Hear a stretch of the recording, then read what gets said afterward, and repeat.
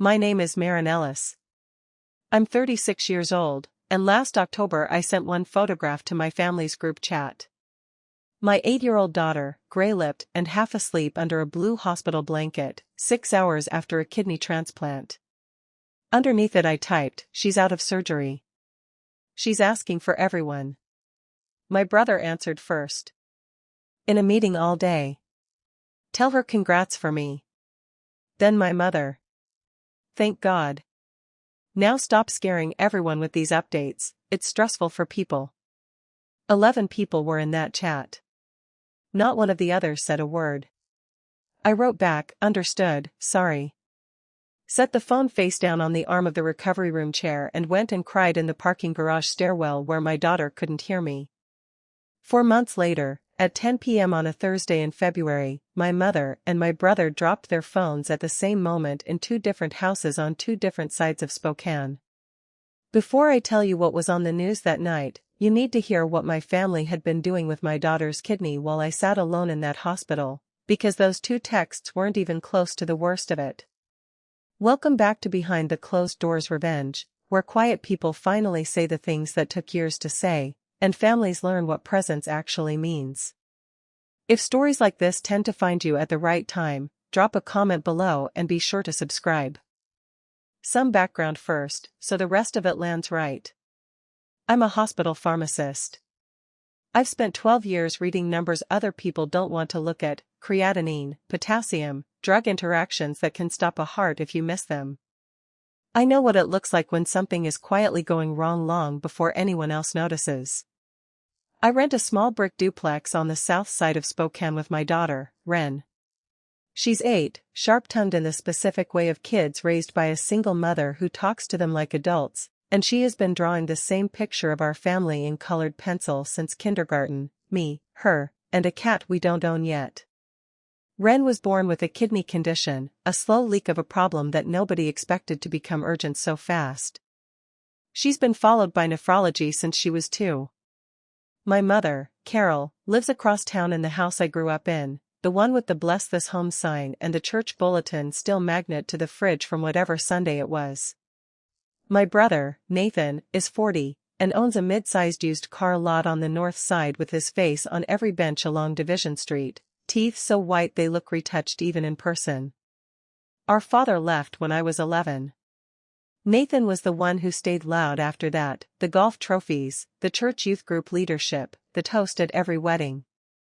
I was the one who got quiet and useful. I paid my own way through pharmacy school working nights at a Rite Aid, and somewhere in there I learned the family's unwritten rule: love in our house was something you earned by never costing anyone anything. For 30-some years, that arrangement held. Mostly because whenever it hurt, I said the one sentence I'd been trained to say since I was small: "It's fine, don't worry about it." By the end of June, that sentence, and both of the kidneys in this story, the real one and the one my family would turn into a fundraising campaign, were about to be tested past what either could hold. The last week of June, Ren went in for a routine nephrology check. I'd sat through a dozen of these with a paperback I never actually read past page 10. This time the ultrasound tech got quiet, and Dr. Yusuf came in and shut the door with a softness I felt travel down my spine before she said a word. Function had dropped fast, faster than the trend line predicted. She used calm words. Stage progression. Filtration. Transplant evaluation.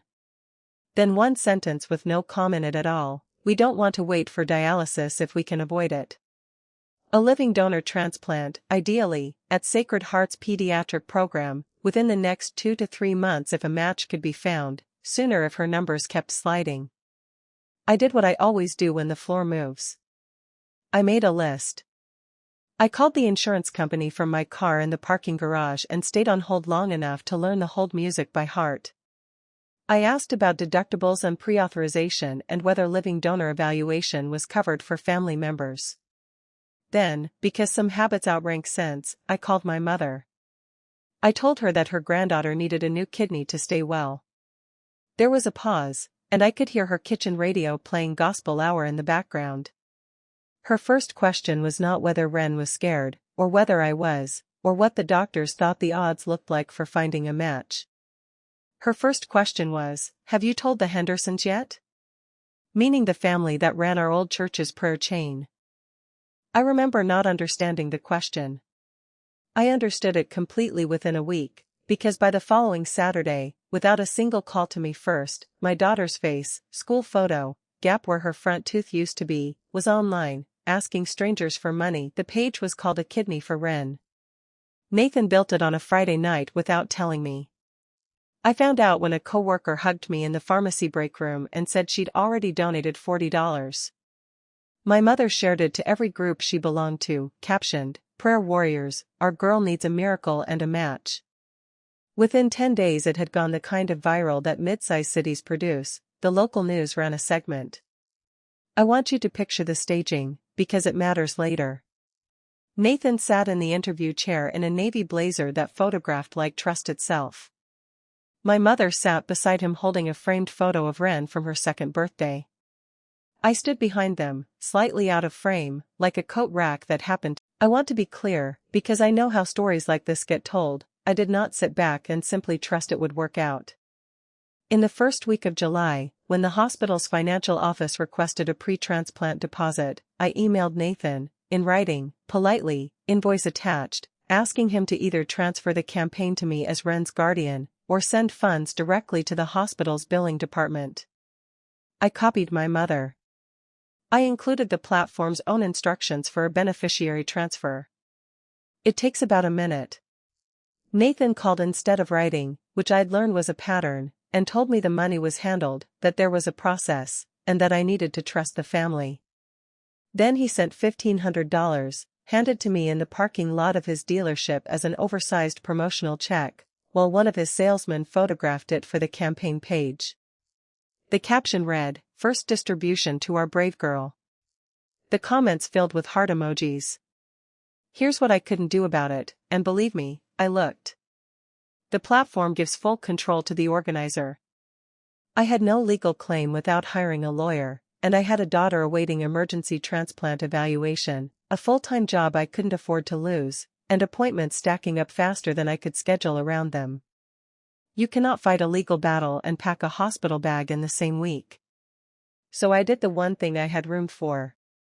I bought a plain 3-ring binder from the drugstore and started printing everything, screenshots, dates, that grinning oversized check. A pharmacist's habit, document the dose, document the response. It would matter later. They took Ren back for surgery at 6:40 in the morning on the second Tuesday of October. A donor kidney had come through faster than anyone expected, a deceased donor match, not living, which the transplant coordinator called a small mercy given how quickly Ren's numbers had fallen. She wore a paper cap with cartoon foxes on it and told the anesthesiologist to be gentle with the good kidney, meaning the one she still had, as if it might get its feelings hurt. I signed consent forms with a hand I ordered not to shake, then sat in a surgical waiting room for 7 hours and learned the pattern in the carpet by heart. I texted the family group chat when she went back. A thumbs up from a cousin. Nothing from my mother. Nothing from Nathan.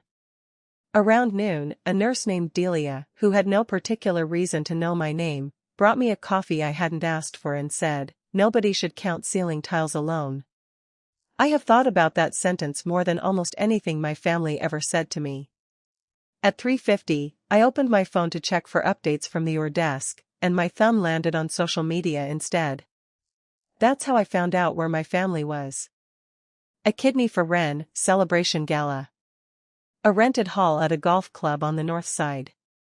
String lights. A step and repeat banner with my daughter's face printed across it a dozen times. My mother in a floor-length dress with a sash that read Hope Team. Nathan at a podium in a tuxedo. The post had gone up while my daughter was still under anesthesia. The caption read, "Tonight we celebrate the miracle." They had scheduled a party in her honor on the day of her transplant surgery, 20 minutes from the hospital, and had not told me, and had not come. I sat with that the way you sit with a cracked rib, shallow breaths, no sudden movements. Then the double doors opened and Dr. Yusuf came out in her cap, and everything else in the world went quiet, because her face was about to tell me whether I still had a daughter. She made it. The kidney had good perfusion, the numbers looked strong, and Dr. Yusuf used the word textbook while I gripped the strap of her scrub top like a woman going over a waterfall. They let me into recovery that evening. If you've never seen your child after a transplant, I'll spare you most of it, the wires outnumbering the blanket, the color of the pillowcase and her face being nearly the same. Around 8:30 she surfaced, found my face, and asked the question she'd apparently been saving under the anesthesia. Did Grandma come? I told her Grandma knew she was safe. Ren nodded, very serious, and said, "Tell her the new kidney says hi." So I took one photograph, my girl, pale and small and alive, 2 fingers half raised in a peace sign, and sent it to the family group chat. 11 people, the whole roll call of blue check marks. She's out. She's okay. She wants to see everyone. The gala I'd watched livestream was just moving into dessert. Nathan replied within a minute, in a meeting all day. Tell her congrats for me. My mother's reply landed while I was still staring at his. Thank God. Now stop scaring everyone with these updates, it's stressful for people. I stood in that recovery bay with the machines beeping proof of my daughter's pulse, and I read those 2 sentences maybe 20 times. 9 other people saw them. 9 people who had shared the fundraiser, worn the sash color, used the hashtag. Not one of them typed a single word. I memorized every name on that silence. Then I did what 30-some years had trained me to do. I typed, understood, sorry, put the phone away, and walked to the stairwell at the end of the hall and cried with my fist against my mouth so the sound wouldn't carry back to her room. Understood, sorry. My whole life in 3 words.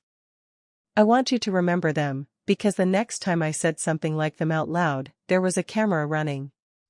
We came home 5 days later to a mailbox that had been busy while we were gone. Hospitals bill in waves, like weather, and even good insurance finds its ceiling fast. Add the gas, the parking, the 2.5 weeks I took unpaid from the pharmacy to sit in that recovery room, and my own careful spreadsheet put the year's damage at just over $9,000. Meanwhile, the Kidney for Ren campaign total sat public on its page for anyone to read, $94,000.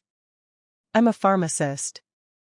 I didn't need a calculator to feel the distance between those 2 numbers. So I wrote to Nathan again, formally this time, he said, the foundation. Then he had a client waiting. If you've ever sat alone in a hospital chair while your family sent thoughts and prayers from a party, type present in the comments. I read every one. I know I'm not the only quiet one out there watching, so subscribe, because what I found out about that foundation is the part nobody believes. It took me 9 days to learn what my brother had built using my daughter's name. It had a logo. It had a bank account. It had everything, really, except her. The Ren Ellis Foundation. Registered with the state in early November. Director, Nathan Ellis. Treasurer, Carol Ellis. Mission statement, supporting families facing pediatric renal disease, a lovely sentence about a category of 1, minus the 1. There was already a website with a donate button and an unauthorized photo of Ren from a birthday party 2 years prior. There was already an announcement for a 2nd annual Kidney for Ren Gala, a bold use of the word annual for an organization younger than the tomato plants on my patio. And then there was the part one didn't find online. I found it at a red light on Sprague Avenue on the drive home from Ren's follow-up appointment, a transit shelter, my daughter's face printed at eye level for anyone waiting for the bus, right next to the foundation's logo, and beside that, tastefully small, the gold and navy branding of Nathan's dealership. Matching fonts.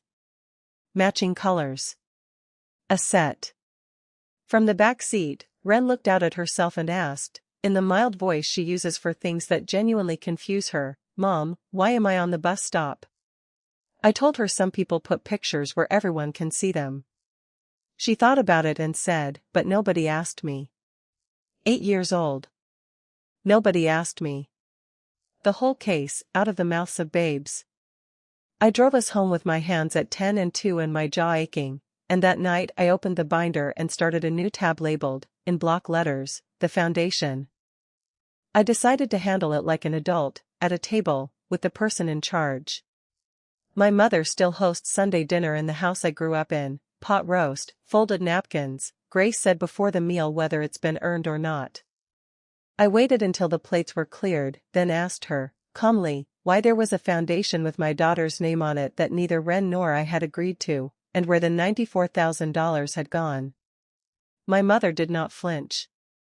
She smoothed the tablecloth with the flat of her hand, the way she irons things when she's deciding what you deserve to hear, and said, sit down, Marin. I was already sitting. That's a technique. Then she gave me the closest thing to a family creed I've ever heard from her. This family runs on its name, she said. Your father left me with nothing but debt and a mortgage. I fed the two of you on this family's reputation. I will not apologize for protecting it. I said a child's transplant bills weren't a threat to anyone's reputation.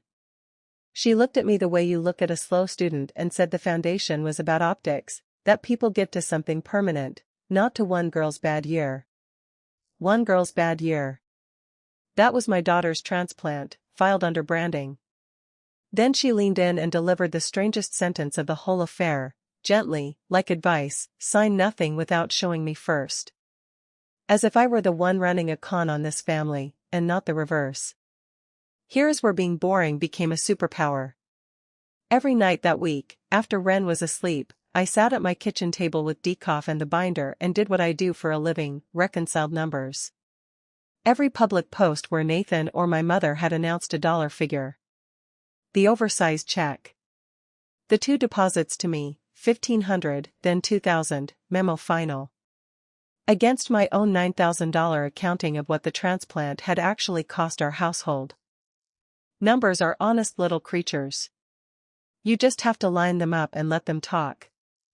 And the number that talked loudest wasn't even mine. At Ren's next nephrology follow-up, the hospital's family services coordinator, a warm, steady woman named Alicia Reyes, sat with me over billing paperwork and mentioned, carefully, the way people mention things they're not officially supposed to bring up, that the transplant unit had a family assistance fund. You know, she said, we never actually saw anything from your family's event. I asked what she meant. She chose her words like stepping stones across a river. At the gala, the one held during Ren's surgery, there had been an announcement from the podium. A pledge, a sizable one, made in Ren's honor to this very hospital. Alicia had watched a clip a colleague forwarded around the office. And in the months since, the development office had received exactly what I had, nothing. I drove home 90 minutes with one question keeping time with the wipers, how big was the pledge? The clip was still on the foundation's page. 40 seconds of my brother at a podium under string lights, raising a glass, announcing that Kidney for Ren was proud to pledge $20,000 to Sacred Heart's pediatric renal program, in Ren's honor. The ballroom stood and applauded. My mother, sash and all, pressed a hand to her chest like a woman accepting a medal. 400 people applauded money that, per the hospital's own records, never arrived. Not that month. Not the next. Not ever. I checked with Alicia twice more, in writing, because a pharmacist double-checks before she signs off on anything. The hospital that had opened my daughter's abdomen and given her a working kidney had been used as a stage prop, and the applause was still being banked, in shares, in likes, in Nathan's smiling headshot, while the actual check stayed imaginary. Until that night, I had let myself believe my family was merely vain, tacky, cold in a crisis, but basically harmless, parade people. But parade people still pay for the parade eventually. This was different.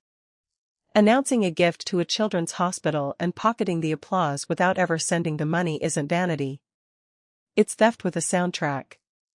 And if the loudest, most public, most checkable promise they'd made was hollow, then the quiet ones, the earmarked funds, the protected money, the whole $94,000 minus the pocket change they'd handed me, weren't earmarked for anything but themselves. The question stopped being whether. It became how much, and for what. I tried the honorable road first, and I want that on the record. In late December I sent a formal letter, actual paper, actual stamp, to Nathan as organizer and my mother as treasurer, requesting a full accounting of every dollar raised in my daughter's name, as her mother and legal guardian. Reasonable. Documented. Polite. What I got back was a summons my mother called a family meeting. The table said otherwise. No plates. Just Nathan, his wife Priya, no relation to the reporter, a coincidence that would matter later in a different way, looking at her hands, my mother at the head, and a single manila folder squared in front of the empty chair meant for me. I sat. My mother said they were concerned about me. Nathan used the word ungrateful while looking sorrowful, which is apparently a skill you can develop selling used sedans. The story had clearly been drafted before I arrived. I was overwhelmed. I was fixating on money. I was, in my mother's exact phrase, delivered like a diagnosis, not thinking clearly since the surgery. Then came the folder. A media release, professionally typeset, granting the Wren Ellis Foundation perpetual rights to my daughter's name, image, and, I read it twice, medical narrative. Her scar. Her story. Her face on bus shelters until further notice, in exchange for nothing. I checked twice. Sign it, my mother said, and all of this unpleasantness ends. And here's the part I'm not proud of, but you deserve the honest version. I picked up the pen. Decades of training reached up through my arm. The old 3 words were already warm in my mouth. Understood, sorry. And then, I swear to you, I heard an 8-year-old voice say, but nobody asked me. I put the pen down. My phone buzzed. A Sacred Heart number. Scheduling, Wren's follow-up labs had flagged mild rejection markers, nothing alarming, but Dr. Yusuf wanted to see her sooner than planned, and there was a possible procedure on the calendar for late February, an outpatient biopsy under sedation, plus a medication adjustment that would need close monitoring. I stood up from that table without signing and walked out past my mother's voice, taking the call on the porch of the house I grew up in. That night I sat at my kitchen table for a long time. Wren was asleep down the hall with her stuffed fox and her new kidney doing its quiet, unbothered work. In front of me, the binder, thick now, 3 inches of screenshots and statements and reconciliations I'd been assembling the way you build a storm shelter without admitting what you're bracing for. Time to admit it. I took a permanent marker and wrote on the spine, in letters big enough to read across a room, Wren. Everything. I opened my laptop, found the platform's misuse reporting form I'd been circling for weeks, attached 26 pages describing the campaign, the ICU texts, the foundation, the phantom pledge, and hit submit. 48 hours later, my brother's name lit up my phone for the first time in a month. He was suddenly available. The platform did what platforms do when the paperwork is clean, it froze the campaign pending documentation. Every withdrawal stopped. The public page grew a gray banner reading funds under review, which in a town our size might as well be a billboard. Nathan called 9 times in one afternoon. I let each one roll to voicemail and listened to the sequence the way you watch a weather system move through. Call 1, the big brother voice, Mar, there's been a misunderstanding, call me back. Call 5, the negotiator, let's keep this in the family, we can figure out a number. Call 9, the victim, you're really going to do this to us? After everything? After everything. I looked around my kitchen for the everything. The group chat, silent through my daughter's surgery, came alive like a stadium. Cousins I hadn't heard from since the ICU suddenly had opinions about loyalty. And at 9:40 that night, one voicemail from my mother, she never wastes calls, she places them like stones. Level. Almost kind, which is her most dangerous register. Marin, I don't know what you think you're doing, but you will not burn this family's name over money. Call your brother. Fix what you broke. By the 3rd replay, I finally heard what had been true my whole life, she never once said Wren's name. Not in the texts in October. Not at the dinner table. Not now. The money had never really mattered to her either. There had only ever been one patient in my mother's hospital, the family name, and she'd spent her whole life keeping it alive, at whatever cost, and called it stewardship. The post went up from my mother's account that Sunday, written in the register she saves for condolence cards. It never used my name, which was the craft of it. It spoke of a season of trial for our family, of a young mother under terrible strain, of how illness tests everyone, not only the patient. And then the sentence doing all the work, polished like a doorknob, the foundation exists so that every generous dollar is protected and properly managed, no matter what pressures any one person may be under. Protected from me. The mother who'd slept in a vinyl recliner for 5 nights, reframed in one paragraph as the unstable woman the money had to be defended against. It gathered hundreds of reactions before dinner. Women I'd known since Sunday school commented, "God bless you, Carol, you carry so much." She answered each one with a little sprig of gratitude, tending the crop. By Monday it had jumped the fence. A patient's family at the pharmacy asked my manager, delicately, whether I was doing all right. 2 other mothers at Ren's swim class went quiet, the specific quiet of a conversation you were just the subject of. I had documents. She had 40 years of casseroles delivered to the right porches at the right funerals. That's its own economy, and she was spending it precisely. Then, on a Wednesday morning, someone knocked on my door who wasn't a neighbor. Polite, mid-30s, county lanyard. A caseworker. There had been a call, she explained gently, anonymous, expressing concern about a medically fragile child and her mother's capacity to provide appropriate care. She was required to follow up. Could she come in? I stood in the doorway holding the frame and made myself breathe like a pharmacist reading a dosage, slow, exact. Then I let her in, because innocent people with binders let them in. She saw a clean house. A medication schedule taped to the fridge, initialed and dated. A wall calendar full of follow-up appointments. A stocked pantry. Drawings taped at kid height. She asked her questions gently, wrote her notes, and weeks later a letter arrived with the word unfounded, which would legally be the end of it. But legally isn't the only ledger. Ren, home that day with a cold, had heard 10 seconds of it from the top of the stairs, and afterward she sat on the landing clutching her stuffed fox and asked, "Is the lady going to take me?" I told her the truth in 8-year-old terms, "No, never, the lady checks on kids and saw that we're okay." Ren studied me, then delivered her verdict. "We're more than okay." I agreed. I have never wanted to hurt anyone the way I wanted to hurt whoever made that call. I never found out who it was, and I've been careful never to claim I know. My phone buzzed that night. Priya, my brother's wife, not the reporter. Coffee, not at my place. We met at a diner off I-90, the kind with pie under glass, and nobody either of us knew. She looked like she hadn't slept since October. She'd sent a real card, with real handwriting, to the hospital back in October, which by our family's standards made her a war hero. For a while she stirred her coffee and made offensive small talk. Then she stopped and said, "I do the books for the lot. Nathan can't run a spreadsheet if his life depended on it." She slid a plain folder across the table and kept 2 fingers on it a moment longer than she needed to. What was on her face wasn't guilt, exactly. It was grief. Inside, bank statements for the foundation, November through January, printed at somebody's home printer, slightly crooked. She walked me through them in a flat, careful voice while my coffee went cold. A 5-figure deposit to a Lake Resort's leadership retreat, attendees, 2, surname both Ellis.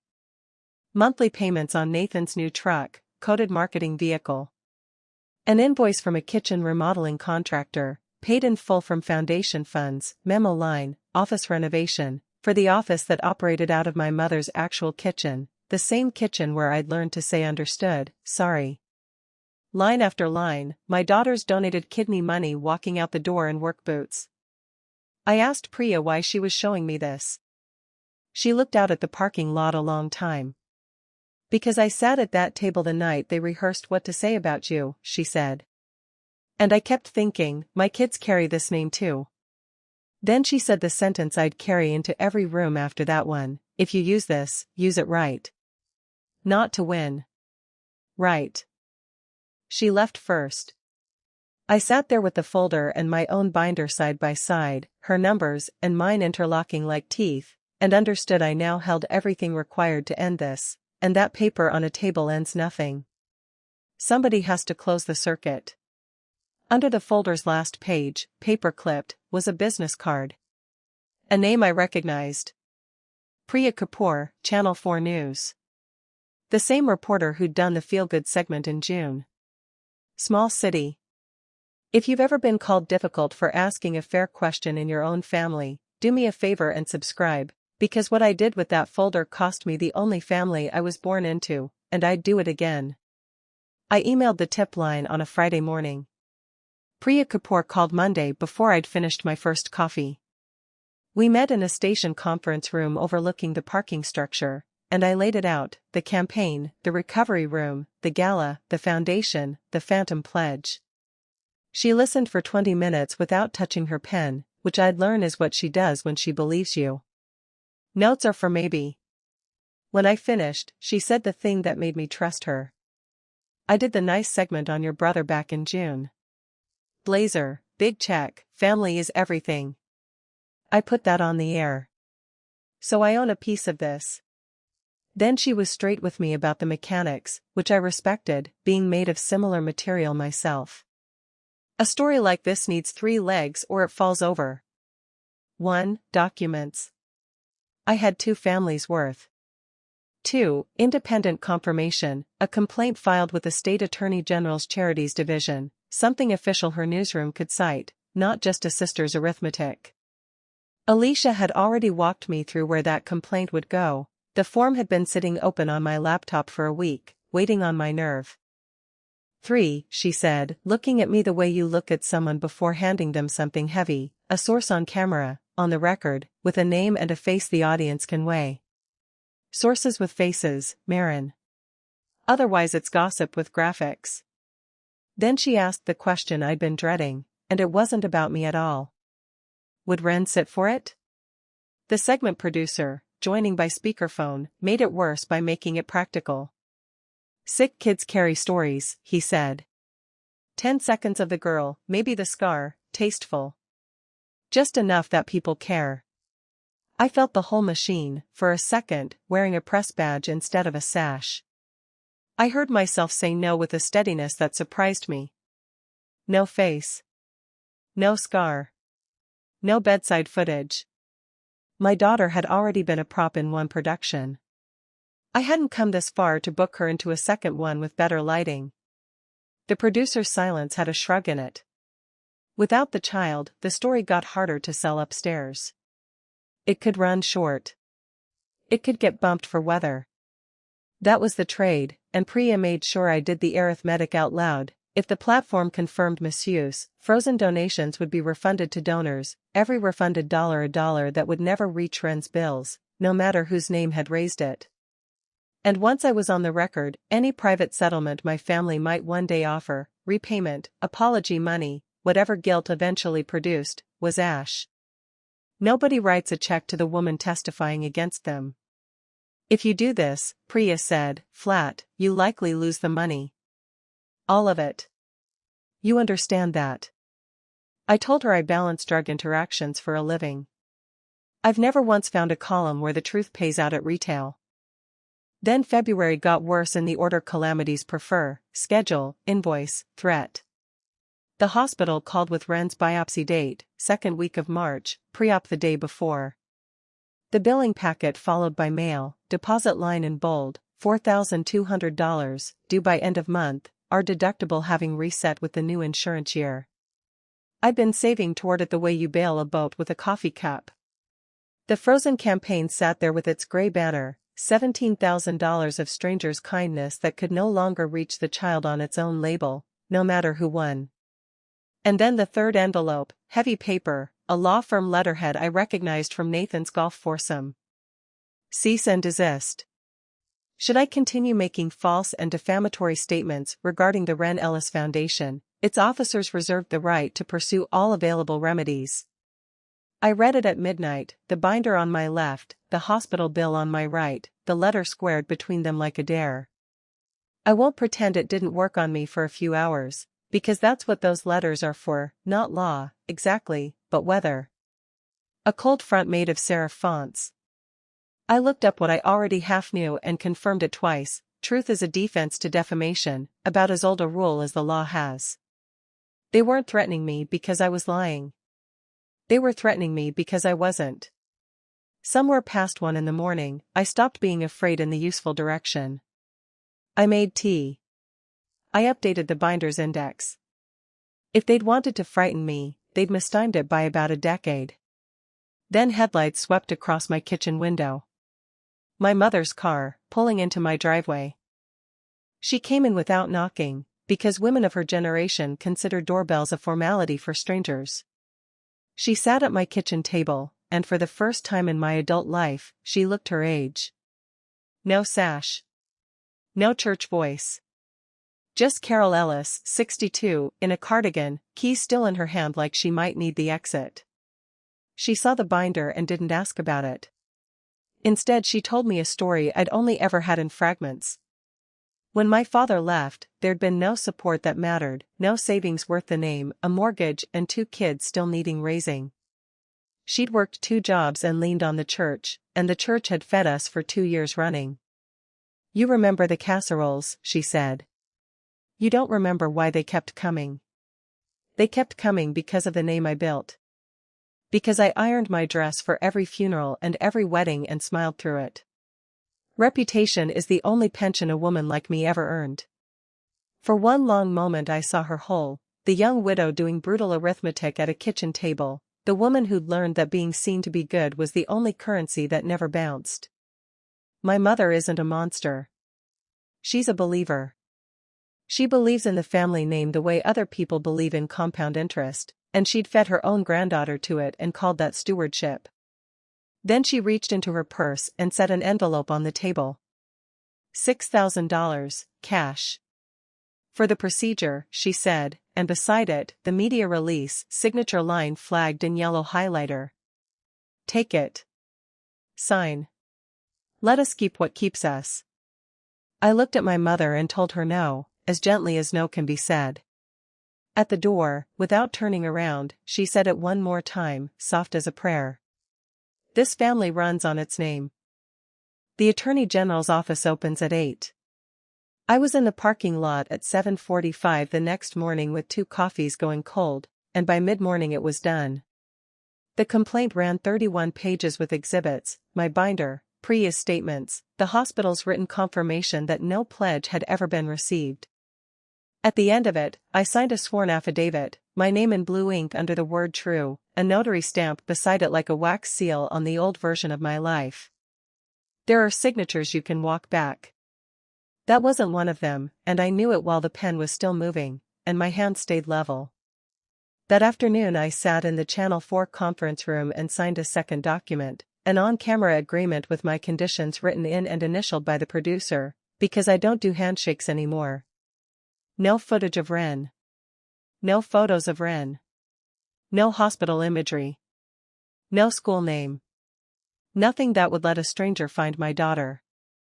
Priya read my markups and slid them to the producer without comment. He pushed back exactly once. Without the kid, I might lose the 10 o'clock slot, and I told him then lose it, he'd get the mother and the math. Priya wrote that down and said it would make the promo line. She wasn't wrong. Taping was set for Friday, air date the following Tuesday at 10. Standard practice meant the station would call my brother and my mother for comment Monday. No ambush, real journalism knocks first, which gave my family about 30 hours to do their worst, and me 4 days to keep my nerve. The studio was colder than I expected and brighter than anything has a right to be. They clipped a microphone to my collar and a young man dusted powder across my forehead and told me I'd do great. Then it was just Priya, 2 cameras, and the particular quiet that cost something. She walked me through the numbers first, because we'd agreed the numbers were the spine. 94,000 raised. 3,500 to the child's household. 20,000 pledged to a children's hospital on a stage, applauded, never sent. A resort retreat. A truck. A kitchen. I answered like the pharmacist I am, precise, unhurried, nothing extra. Then she asked about the night of the surgery, and I did the thing I'd practiced not practicing. I opened my phone, pulled up the family group chat, and read it exactly as it was written. She's out. She's okay. She wants to see everyone. Then my brother, in a meeting all day. Tell her congrats for me. Then my mother, thank God. Now stop scaring everyone with these updates, it's stressful for people. I read it slowly, the way you read a dosage into a record, because a thing read slowly can't be waved off as an exaggeration later. Priya let the silence sit. Then she asked what I'd replied. Understood, sorry, I said. And then something I'd carried for 30-some years set itself down on that studio floor. I've been saying some version of that my whole life. To my mother. To my brother. It was never fine. I just kept absorbing the cost and calling it manageable. Priya nodded and didn't fill the moment, and I heard a camera operator swallow audibly. Over the weekend the station cut a 15-second promo, no names, no faces, just a blurred check and a voiceover, a local feel-good fundraiser. Where did the money really go? Tuesday at 10. Here is the truest sentence in this entire story. My brother shared that promo on his dealership's business page, captioned, "Hope it's not my competition," winking emoji. Monday afternoon, the station's calls went out. One to Nathan. One to my mother. Tuesday came anyway. At 6 that evening, for hours before air, my mother stood on my porch holding a manila envelope thick enough to prop a door.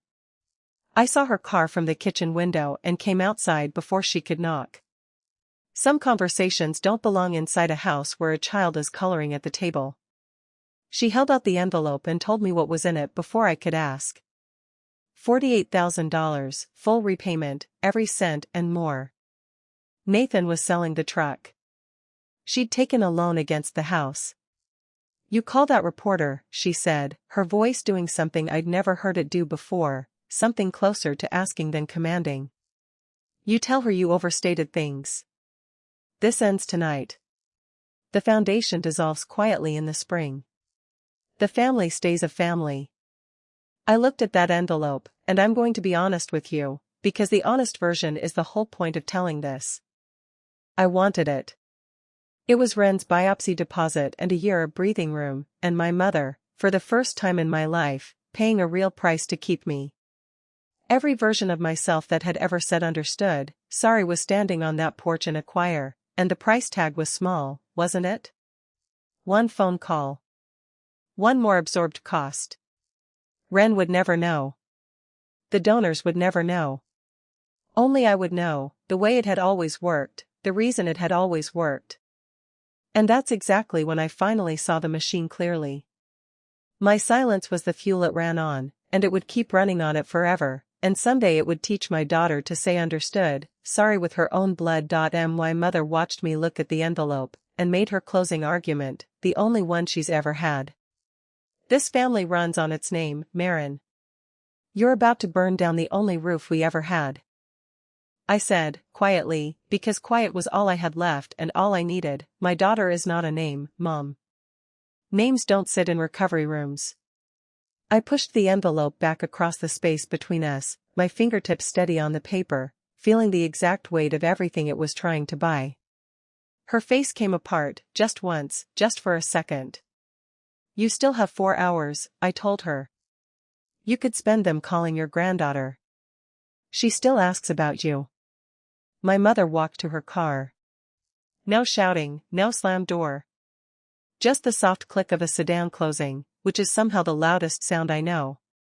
I know how 10 o'clock looked in 3 different rooms, because 2 of them were described to me later, in detail, by people who were there. In my living room, lamps off, volume low, Ren asleep down the hall with her fox. I sat on the floor with my back against the couch, closer to the screen than a grown woman usually sits, the way you watch weather once the sirens have already gone off. Across town, at her Tuesday bridge night in the church fellowship hall, For card tables and someone's grandson's graduation sheet cake, my mother's phone was face up on the table. And at a steakhouse across the river, Nathan was entertaining clients under a wall-mounted TV he'd personally asked the hostess to tune to Channel 4, because his own promo share genuinely hadn't tipped him off. The segment ran third, after a water main break and before weather. Follow the money, Priya's voice level as a spirit level, over a graphic that built itself line by line. 94,000 in. 3,500 out to the child's family. 20,000 pledged to a children's hospital, applauded on a stage, never received. Then the statements Priya Ellis had printed crooked at her own kitchen table, rendered clean in broadcast yellow, the resort deposit labeled leadership retreat, the truck payments labeled marketing vehicle, the kitchen remodel labeled office. A spokesperson for the state attorney general confirmed an active inquiry. The platform confirmed the campaign was frozen and donors would be refunded. Then, over a still frame of 2 gray text bubbles blown up to fill the screen, my own voice reading them aloud, in a meeting all day. Tell her congrats for me. And, thank God. Now stop scaring everyone with these updates, it's stressful for people. In the fellowship hall, they told me afterward, the room went quiet one table at a time, like windows going dark, until the only sound left was the television and my mother's phone sliding off the table onto the carpet. At the steakhouse, a client said, "Nathan, isn't that," and my brother stood up too fast and his own phone went down with a fork. 2 phones, 2 floors, the same minute. In my living room, the woman on the screen said, "I've been saying some version of that my whole life. It was never fine." And the woman on the floor watched herself finally mean it. I turned off the TV, and the house was so quiet I could hear the refrigerator. By midnight my phone had filled with 206 unread messages. I didn't read them that night, just the senders' names, which told the story fine on their own. Cousins who'd watched 2 cruel texts land during a transplant recovery and said nothing were suddenly very fluent. A great aunt. A deacon. Numbers I didn't recognize. And stitched through all of it, my mother, calling on the hour like a clock striking. I let them all go to voicemail and listened at the kitchen table in the dark. 10:40, fury, phrases like betrayal and ungrateful, a thread about lawyers already spent. 11:30, damage control, composed, phrases clearly written for forwarding, misunderstanding, out of context, handling it as a family. And then, at 1:14 in the morning, a voice I had never once heard come out of my mother in 36 years. Small. Unirond. Marin. Please. That was the whole message. I sat with the phone glowing in the dark, and I'll be truthful the way I promised at the start, that one nearly reached me. Rage I was braced for. Please had no precedent. I walked down the hall and stood in Ren's doorway and listened to her breathe, the deep, ordinary, miraculous breathing of a child whose donated kidney was doing its quiet work in the dark. That sound is what I traded everything for. It holds up. Back in the kitchen, I opened the family group chat one last time. 11 names, the whole roll call, the place where I'd once sent a photograph and learned exactly what my family was. I didn't type a goodbye. There was no version of one that wasn't still for them. I pressed leave conversation, and the screen asked if I was sure, and for once in my life, I was. By Wednesday the story had jumped its banks. A regional morning show ran 40 seconds in its scroll of the day's outrages. Nathan's dealership released a statement with the phrase, "does not reflect our values," and quietly pulled his listings off the bench ads. His billboard on Division was a mattress ad within a month. The foundation announced its own dissolution before the Attorney General could do it the hard way, to avoid further distraction from Ren's recovery, a sentence I'd frame if irony hung on walls. The Frozen campaign resolved the way Priya had warned it would, refunds processed to donors, the total draining to zero, every dollar walking back out the same door it came in. I watched the number fall and felt a strange calm. The money had never once behaved like real money around my family. Better it go home clean. Then, that Thursday, Alicia called from the hospital, a smile audible in her voice she wasn't trying to hide. Donors had been calling the development office all week, refund confirmations in hand, asking if there was a way to give that would actually reach the girl. There was. There had always been. The transplant unit's family assistance fund, hospital administered, audited, applied straight to a patient's account, not 1 cent passing through anyone's kitchen. By the following Friday it had received enough, earmarked for Ren, to cover the biopsy deposit and the bills behind it, with a cushion left for whatever came after. Delia, the nurse from recovery, I learned much later, had donated to it twice, once under her own name and once under tile counter. Ren had her biopsy the 2nd week of March. What they promised is what happened, which is all you can ask of medicine: sedation, a small procedure, home the same afternoon with a juice box and a sticker that said champ. Dr. Yusuf reviewed the results a week later, used the word reassuring, which from her is practically a parade, and adjusted 1 medication dose. Nothing more dramatic than that. Alicia met us in the lobby on the way out with the paperwork already done, deposit covered, balance covered, her smile covering nothing at all. In the spring, the Attorney General's office resolved its inquiry the way these things resolve when the arithmetic is undeniable and the lawyers are tired: a settlement, restitution paid into the state's fund for donor reimbursement, the foundation formally dissolved, and my mother and my brother both signing an agreement that neither will solicit charitable funds in this state again. Their names, the thing itself, on a public registry that says so. There are days I find that sentence sad, and days I find it exact, and most days I find it both. Priya Ellis filed for divorce that spring and moved 2 streets over from me with her kids. We trade school pickups now, which is its own quiet verdict on what a family actually is. And one afternoon in April, almost a year to the day from the photograph, an envelope came in my mother's handwriting. No apology inside. I'd known better than to hope, and hoped anyway. Just 1 line, written on the back of an old kidney for Ren donation card, my daughter's 2nd birthday face on one side, my mother's steady cursive on the other, because even her tenderness has to travel by way of the machine. You are still an Ellis. I stood at the counter a long time. Then I got out the binder, Ren. Everything. Down the spine, 300-some pages of a war nobody had wanted, and slid the card into the last sleeve, behind the settlement letter, and closed the cover. Let the name live in there, in the archive, filed and finished. The spine was never about the name. It was about the girl. It always was. We hold Sunday dinner at my house now. It started as a one-time thing last fall and calcified into law, the good kind. Picture the first warm Sunday of May, my small dining table with the leaf-in, pot roast, because some inheritances are worth keeping, folded napkins, because so are some others. Alicia brings a lemon cake that never survives past Monday. Delia drives over from her shift when she can, still in scrubs, and lets Ren listen to her own heartbeat with the stethoscope Delia gave her at Christmas.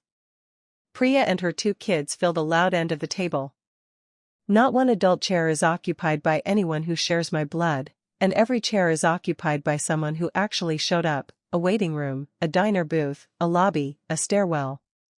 Ren surveyed the table that Sunday, counting heads with her fork the way she counts everything, and delivered her finding to the room: everybody's here. Somewhere across town, I'm told, there was a gala that same month, different cause, same ballroom, same string lights. That machine doesn't stop. It just changes fuel. It doesn't run on my daughter anymore. It doesn't run on me. Ren reached for her milk midlaff and knocked it over, a small white lake spreading toward the pot roast. It's fine, she announced, grabbing napkins on reflex, and the whole table froze for half a beat at the sound of that phrase in her mouth. I knelt down next to her, eye to eye, and told her the one thing I know now that I didn't know a year ago. No, baby. Some things aren't fine, and we're allowed to say so. Family isn't the people who share your name. Family is the people who show up when the machines are beeping. She considered that the way she considers everything. Then she nodded, mopped up the milk, and asked for more roast. That's my story. 1 photograph. 2 texts I will never unread. And a 10 p.m. newscast that cost me the family I was born into, and gave me back the one that actually shows up. If this reminded you of a waiting room you once sat in alone, type present in the comments. And if someone you love needs permission to stop saying it's fine, send them this. Subscribe to Quiet Hour Stories. I'll see you in the next one.